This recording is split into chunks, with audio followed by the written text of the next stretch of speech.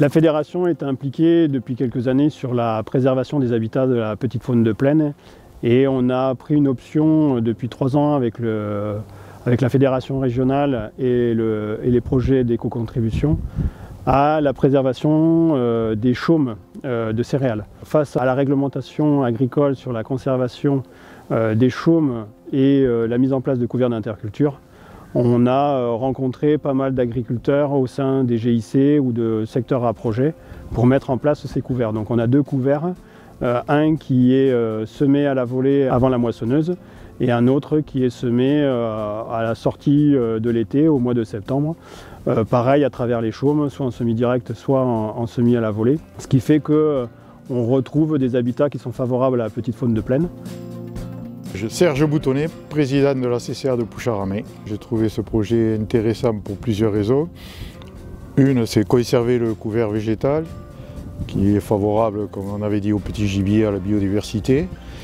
Et la seconde bonne raison, je dirais, c'est la rencontre avec les agriculteurs que j'ai trouvé très intéressante. J'ai pris connaissance de leurs problèmes. J'ai pris connaissance de leurs obligations réglementaires et contraintes. Ça a été très enrichissant, les rencontres et les dialogues que nous avons eus ensemble. Nous avons 28 hectares de semés avec 4 agriculteurs. On a fait du semé juste après moisson et du semis automnal dans lequel on se trouve actuellement.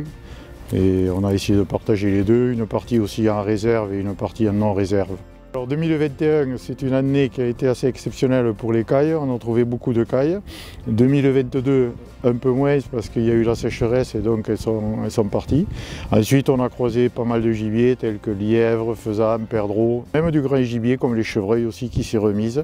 Pour l'année prochaine, j'ai déjà un nouveau agriculteur qui m'a contacté et si on peut renouveler l'expérience et continuer ce test, ce sera fait avec 5 agriculteurs et si on peut étendre un peu les surfaces, ce sera très bien.